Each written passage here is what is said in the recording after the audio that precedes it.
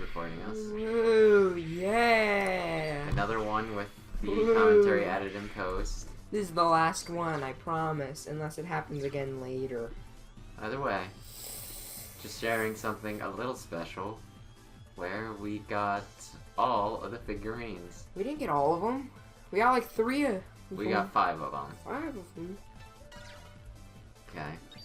5 of them. But yeah. 5. And we Generator didn't get revealed Massimo. because we wanted figurines of girls. I wanted Massimo. You were like, go get everything except Massimo.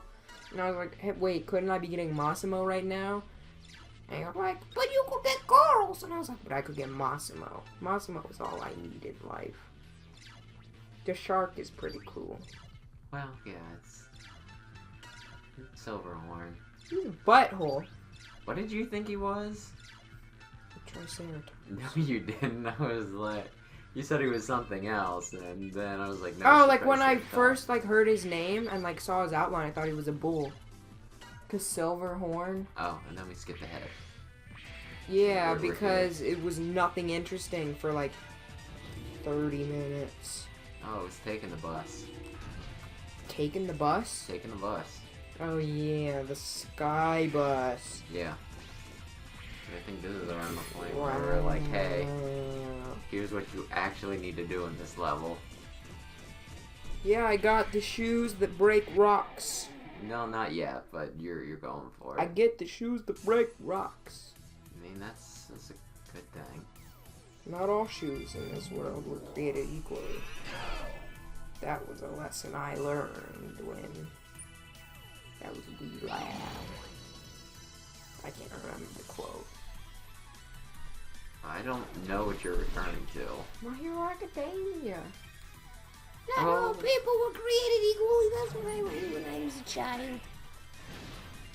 Cut So the scene I'm of me supposed- getting bullied. So I'm like supposed to remember every quote from My Hero Academia? That was like the first line that they ever say in the show. Yes, I remember it very clearly. That's like the opening line. I don't remember many quotes, but I remember that was... I haven't watched My Hero Academia in a while. I've been forgetting to... I haven't watched it in like ages. I've been forgetting to keep up with it. For a while, I was watching it like every week when it was coming out, and it was crazy, and it was good, and it's a good show. I watched like the first season, and then I've been reading the manga. Wow. What? Looking down on people like, I read the manga. No, I'm not like doing that. I'm just saying that, you know, I only feel like consuming it in one form, and I'm more up to date with the manga, so it just makes more sense to me to continue to read the stinking manga. If you read sub, or if you watch dub instead of sub, you should just... Depends on what it is. Jeez. Depends on what it is. There's some where I can't take the English voices, although it's been like far and few between where I've had that experience. Like Dragon Ball? Yeah, I can't, well, that one I need to, that's the opposite. I can't watch it, subbed. Yeah. Speaking of that, though, like, you don't watch Abridged, right? Not really, no. The Abridged seems objectively better than the source material at points. For like voice acting? Like, just in general. Like, it's just... More entertaining? No, it's not that, because, you know, like, at first it's like, when you go back and watch, like, Abridged from the beginning, like, the audio quality's, like, not really, like, it's okay. And the jokes are also, like, kind of just, like, they're just dumb jokes, right? Yeah. And they just objectively get better and better. Like, they know more what they're doing and all that. Yeah. But now it's, like, they still have the jokes interspersed, but there's some points where just the writing seems better. Like, you know, they did the 16 speech recently, where he's just the severed head. Behold, And it just seemed like they handled it better. Like, there was some humor in it, because before, like, wasn't it 16 was like, Gohan, you can be a pacifist, but, you know, you can be a pacifist, but it's not wrong to fight if it's, like, helping other people, or if there's, like, such a great evil or whatever, right? It was just trying to justify that. Whereas, like, the 16 speech in that was more like, they humor it up because he leads off with, spoilers if you haven't seen it yet, but I doubt anybody that watches this hasn't seen that. Anyway, the point is... His dad is dead. No, they just say, like, they lead off with, Gohan, grow the fuck up. So, you know, there's, like, that sort of, like, little ha-ha sort of moment there, but then he goes, like, into it, and he's like, look at this person's life, you know, this has been less than perfect. Look at this person's life. This has been less than perfect. You need to get over your hang-ups and get over the fact that you've been forced to fight and all this, and just do it because people are depending on you. Then there's also this, like, really poignant speech by, like, Cell where, still spoilers again, if you haven't seen the abridged, that have come out recently. But it was like, Cell pretty much goes off on Gohan. Like, it's just like a little rant where he's like, I hate you, Gohan. I hate you because, like, everybody else, like, at least tries. Even if they're worthless, even if they don't have, like, the strength to do anything. Like, even Krillin tries, he pretty much says. Mm-hmm. And he's like, and you, on the other hand, you refuse to fight at all. That's why, you know, like, everybody else, I like them. You, Gohan, you're the only one I outright despise. And then they go into, like, pacifism and all that, and whether Gohan's just being, you know, a little bitch, or whether he actually, you know, has a point. Poor Gohan. I liked Gohan yeah. when I watched it. I read a lot. I didn't watch. For what it's worth, like, when they killed off Goku in the abridge against Cell, it actually, like, I felt it more, like, it had more of an impact when they did it in the show. Oh. Which is weird. They seem to be pulling out all the stops with this last battle against Cell, but maybe it was really special to somebody who on the team. Personally, I think Cell sucks. What? What? I think we've had this discussion before, haven't we? Maybe not recording, but... Well, it's like Frieza. Frieza was like his own man, right? Like, even if he was a complete butthole, like, he could be whiny and all that stuff. But, you know, Frieza, he did his stuff, like, his own way. He amassed his army, he was his own man, and he was the man at the top, and he was the strongest. Was he at the top? His dad is pretty strong. No, Frieza was stronger. Oh, then his dad? Yeah, he was. At least I'm pretty damn sure. But then, you know, you get to Cell, who, he gets his powers from everybody else. Which is a cool concept where it's like, oh, your final challenge is all your friends at once. It's the culmination of everything. But at the same time, it just struck me as lame because he wasn't his own guy. And on top of that, at the one point, like, Frieza uses trickery and everything to get away with, like, 100% and blowing up the planet and all that, right? Yeah. Like, he uses persuasion, sometimes it's just a trick or whatever. Cell, though, outright whines. There's, like, a part where I think he does just say it's not fair over and over again because they won't let him absorb 18, and Vegeta's just like, you can absorb 18! And then immediately, once he becomes perfect and is stronger than everybody else, all of a sudden he's hot shit, everybody else is a piece of shit, and it's just like, dude, they were whooping your ass. Had Vegeta not just been super arrogant, you'd be dead right now. Like, he has no leg to stand on, and that's why I hate Cell.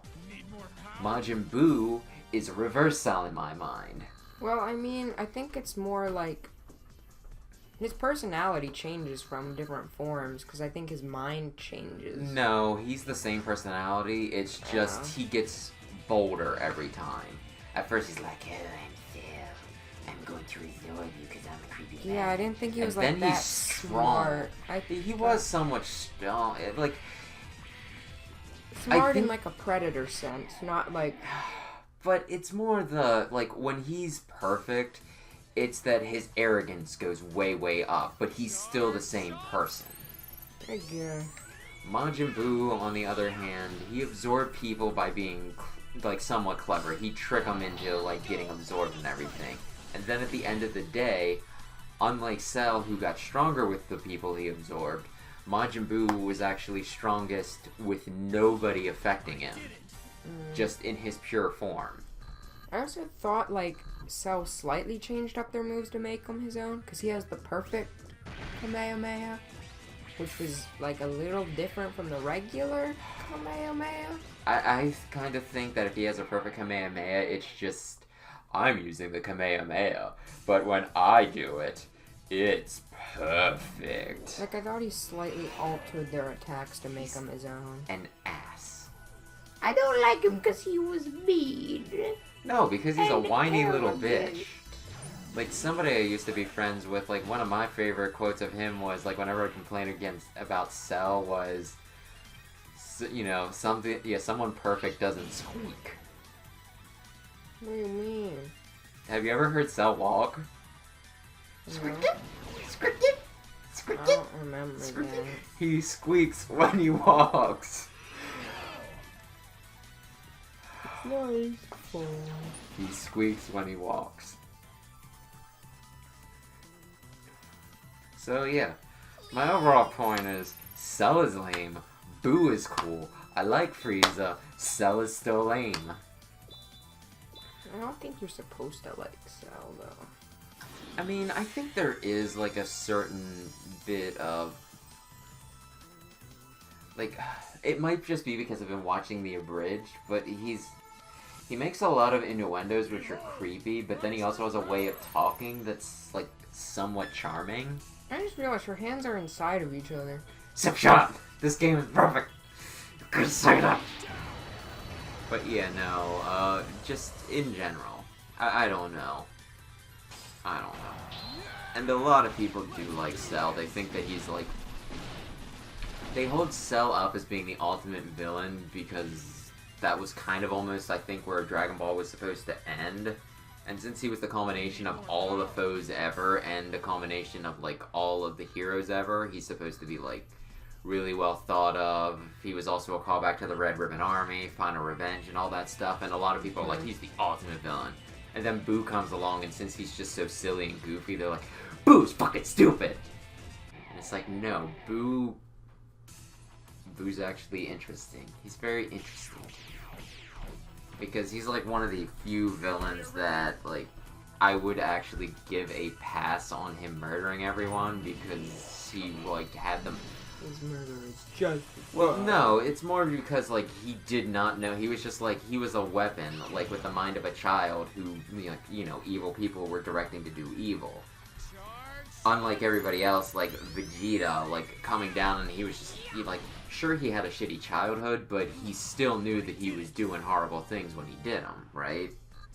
Yeah. Like, I think the one argument that I heard, and this was from, like, a friend of mine as well, like, he said that he saw, like, Vegeta sacrificing himself against Buu as being the redemption for him, because that was when he was fighting for something more than him, and that he didn't care if he died. Which, I mean, it kinda makes sense, but that did quickly follow, like, that was very soon after him tricking the evil wizard into making, you know, cursing him into being stronger, and then him going and murdering a stadium worth of people. Not the whole stadium, I exaggerate, but he still did murder, like, you know, dozens if not hundreds of people. So it's, like, a little hard to count that as a change of heart. I think it was kind of like, what's his name? Ying Lao? What? From Full Metal? Oh, okay. I thought you were, like, trying to say, like, I thought you were about to tell me that it was Babidi's influence. I'm like, how the hell do you get Ying Lao from Babidi? No. It's kind of like Ying Lao. Like, you don't have to be bad. They just want more strength because they have their own goals. And maybe they thought they could control Ying him. didn't murder, like, a lot of people, and, like, the thing was, Vegeta was in control. He disobeyed Babidi, and then, you know, afterwards he sacrificed himself to try and kill, you know, like, whatchamadingle, Majin Buu, my favorite anime character ever, that I couldn't remember his name for a second. That's who. Favorite anime character ever. Specifically Kid Buu, but yeah, no, he absolutely is. It's because he's silly and pink.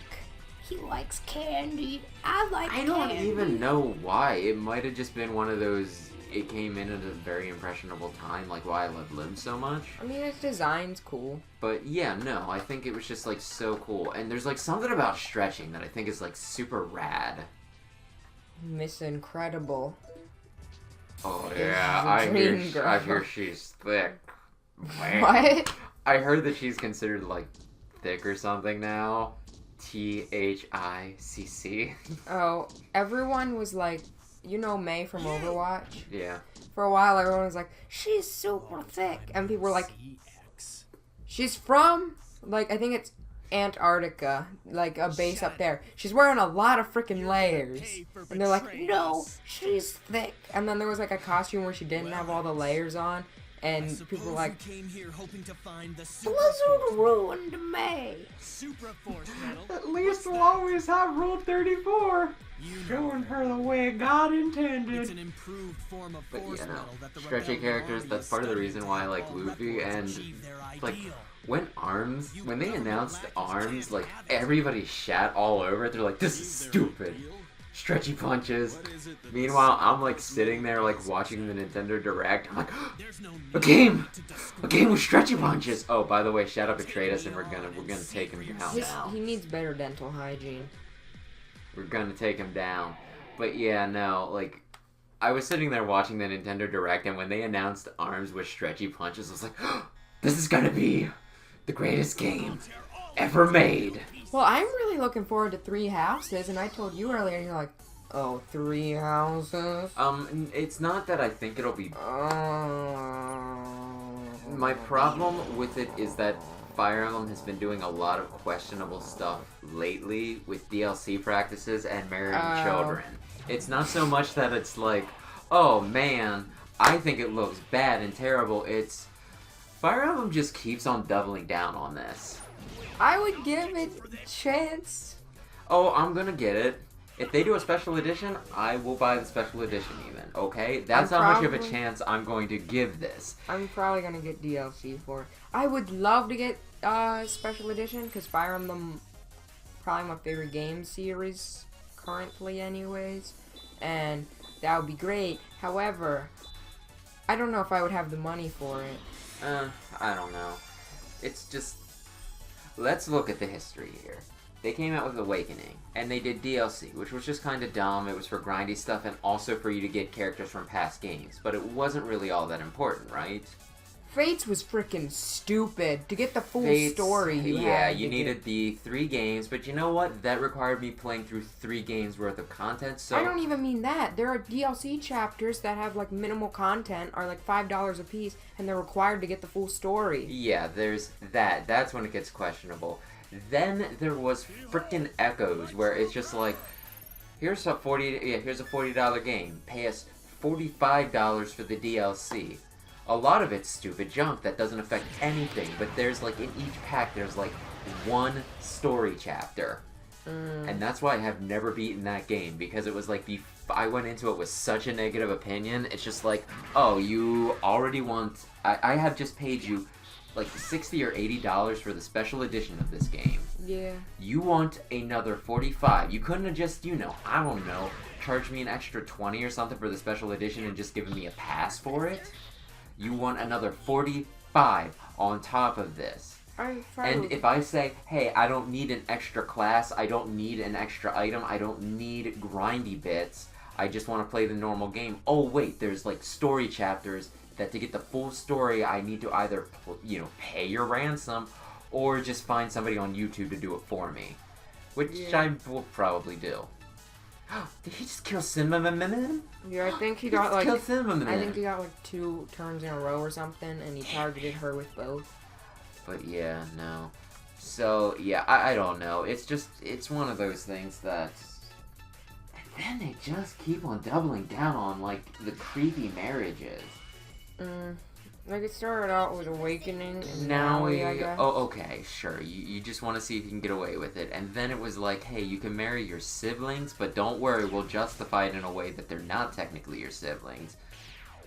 Like, I'll give the Norse a pass to some degree because they weren't blood related, but like, if you marry your siblings, they literally have a note where you're like, I have feelings for you, but I know they're wrong. And they're like, our fortune teller mother had sense that this might happen someday, and she said if you ever feel attracted to your sibling, here's this note that explains about how you're not technically blood related. And it's like, oh, Deus Ex Machina, thank you for letting me marry my siblings. Thank you. Even the 12-year-old ones. Oh yeah, the anime just keeps going after the girl characters. And then there's after this Mario, stupid thing where, like, you can marry your... When your children units came back from the past in Awakening, they were, like, maybe, like, a few years younger than some of your characters, but they were in your range, and in this, it's, like, literally child characters. And it's like, oh, it's fine, because back then, that was just how it was. And it's like, okay, fair point, but you're playing this game, you are the one deciding that you wish to marry the 12-year-old. Midori, I don't know if she's even 12. I always thought Midori was like 8, 9, 10. I don't know. Maybe I don't have much room to stand, much leg to stand on, because I made some very questionable choices in frickin' Fates. The first time, because, like, I only ever saw Nyx's face, and because, like, as her main profile, and, like, since she talked, like, so mature and, like, just an ancient person, like, I think she even did use some, like, older stuff, didn't she? Like, some antiquated language. So it was just, like, like, from a personality standpoint, I'm like, oh, hey, she's, like, and I also am a sucker for mages, okay? I liked Urk, and I liked Lute. Grumpy mages are my forte. Lute wasn't really grumpy. I Soren's a mean little Urk. grumpy. I like Soren's grumpy, okay? Soren's kind Nyx. of a butthole. But still, like, so Nyx, I married her. Then, what was it? I do not even remember Hoshido. The mother of my child. Yeah, that's Arge's it. reincarnation. I married Rajat because it was one of those, well, I didn't marry, I liked Tharja, but I didn't like her enough to marry her in Awakening, so just to get it off my checklist, there weren't really a lot of strong contenders in Awakening. Well, not Awakening. In, Birthright. I don't think Tharja's a terrible character, I just don't like her, because, child abuse is number 1. But then, then we got to, the Revelations, and then there was Salil, and I'm like, oh yeah, she's got some tomboyish masculine personality, she's all gung-ho about things, she's pretty strong, and she's super peppy. Yeah, she's my type. And then it was like, after spending enough time, like, the one-on-one things in your room, and it's like, you're younger than the initial impression I got of this, but I'm already locked in. I think she's like 16, 17. Yeah, so it's not, like, as creepy as it could be. I didn't go for frickin' Midori. Midori's frickin' adorable, but don't marry her. Same thing with Elise. Like, Elise might be... It's either, like, from a personality standpoint, it is either probably Salil or Elise. For your favorite character? Oh yeah, I love them both. Elise, though, is still my adorable little sister. I love Elise. I just love her in a sibling sort of way. Why you gotta make it weird? Yeah. Elise... Like, and you would agree with that, right? Like, Elise is really up there for you, too. Like, just from a character standpoint. Yeah, right? she's not my type of character. Like, I like her. My favorite character, I really like Odin and Arthur. Like, I like the over-the-top I personalities. don't really care for Arthur too much, but I do like Odin. Like, he's a lot of fun to have around. Like, I like Arthur because he's, like, so over-the-top. it's funny. I think it was just that I couldn't use Arthur, so I think he suffered from the whole, oh, well, I'm not going to get much support with you, and I'm not going to use you in the story, and so I think that was my main problem with Arthur. I also kind of liked him and Azura's backstory. I thought that was neat. Him and Azura's backstory, or you mean their support? Like, the backstory between them. Because, like, Azura was raised by the Norian nobles, and she would, like, sneak out of the castle. And one day, she stumbled across a village, and she's not allowed to leave, and she would have got punished really badly because the guards found her. But when they found her, Arthur, young child Arthur, ran out and claimed he kidnapped her. So he took the brunt of it instead of her. And then, How did he not die? Well, they put him in front of the town and they, like, whipped him and, like, tortured him. That's pretty bad. Yeah. But he did it for justice. Yeah, Arthur, My he's man. pretty, he's sweet, but I don't know.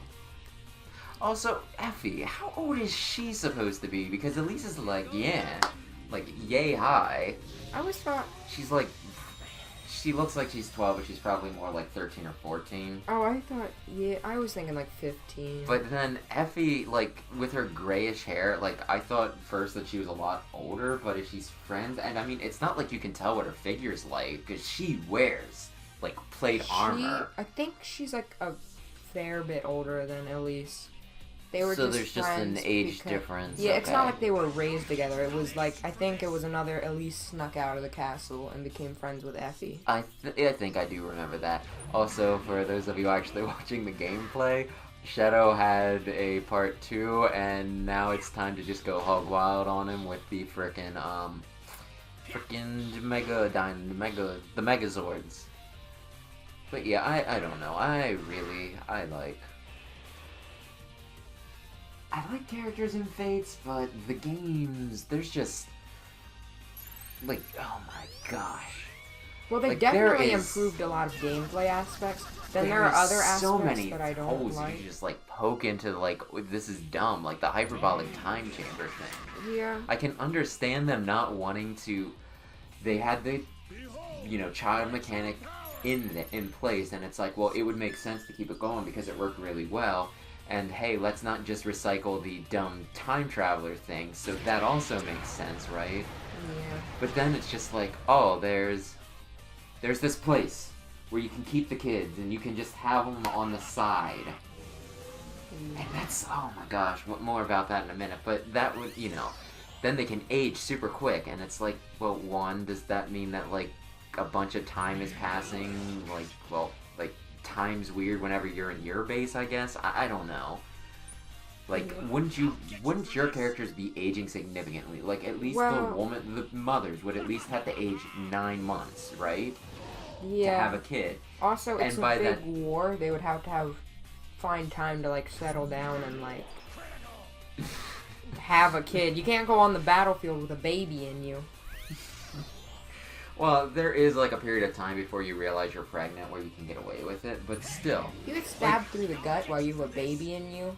Well, It's not gonna go well. and, like, the other thing is, like, some of the characters you wouldn't notice all that much, right? But then there's, like, Elise being the most egregious, probably, example. Like, Midori technically Elise- could be. yes, if you're creeped, yes. Yes, you could. That shouldn't even be possible, though. Because Midori's not even at the age where she should be able to have kids. We could look this up, but I'm not sure I want to be the one. I think to it's do even the- questionable if Elise and Sakura could have kids. They're at the marriageable age where that's like right when guess they're they're old at enough. 15, but so it'd be like- it's just one of those things. I do not want to do the research. I do not want to be the one to do a game theory video on which people that can have kids in Fates could actually have kids. That's taking it to a special kind of, take this man to, it's just like, why were you this Chris interested? Hansen. But my point is more, like, for the younger characters, like Elise. If Elise aged 9 months, you would notice. Also, the stress and strain of a kid can make you age a lot faster. Pushing that out at, like, as small of a frame as she has, that's, oh my gosh. Why would you do this to my poor sister? My poor sister. I'm trying to remember who I married her off to when to know that. I know in the one, because I wanted to do it between families, I did the ones that were the closest in age, so it would have been Takumi. How could you do that to her, Takumi? Or her. My precious sister! Takumi. Yeah, I can deal with another reason to hate Takumi, but who did I pair her? I paired her with Odin in mine. I don't remember who I paired her with in Conquest. Although whoever it was, I will never forgive you. You're probably just not supposed to think about the details, because it's a video game. I don't know. Man, am I glad to see you. I think somebody has... I don't know if somebody has an agenda where they want to see young... What is Ichimonji? It's his sword, Zero's sword. It has a Z there. How do you even ask? But yeah, no, this is where they get their special best friends part and move forward. But, like, it's... I don't know. Like, I'm trying to tell if this is somebody on the development team's interest, right? Yeah. Or if they are just trying to market it to those sorts of people. I don't know if it's either of those, because, like, with Elise and Sakura, like, all the characters can have kids already, so I guess they could have taken away the option for them. But I don't think it would have been that big a deal, really, if they're just like, hey, these kids, they're too young, they can't have kids. It's especially like from... Midori. Like, just like why I saved well... Like, I think part of it is they want the character to be able to choose whoever they want. Oh, and but Percy. Percy's really young, too. It seems like they should have turned off the option for kids for some of them. And I mean, You stay put with that arm. I'm not really the type that would want to push a social justice agenda, but it seems like this is like the one spot where it's like, maybe you don't. Yeah. Maybe just this one time we make an exception and say, this is where we draw a line. Percy is also really young. I like... Fire Emblem is one of my top series. It probably goes like... It's Mega Man, then... Dragon Quest? No, then Pokemon. Then it's like a toss-up between probably Fire Emblem and Senran Kagura. And Senran Kagura, I am doing it just to be a little weird. So I really want Fire Emblem to be a little less objectionable than it can be sometimes. Yeah. Anyway, this is winding down. So before we Won't start out talk on about another Percy. tangent, oh, we need to play this later. We can actually talk about it then. Percy. But yeah, no, thanks for joining us. When we come back, maybe we'll talk about Percy. I don't know. It's weird. Percy's like Midori's age. He's really young. He's real young. Wow, that was quite the episode. So let's go to like a happier and more pleasant topic. Isabelle is finally in Smash. Who's all excited? And also, look forward to 2019 because new Animal Crossing means good times.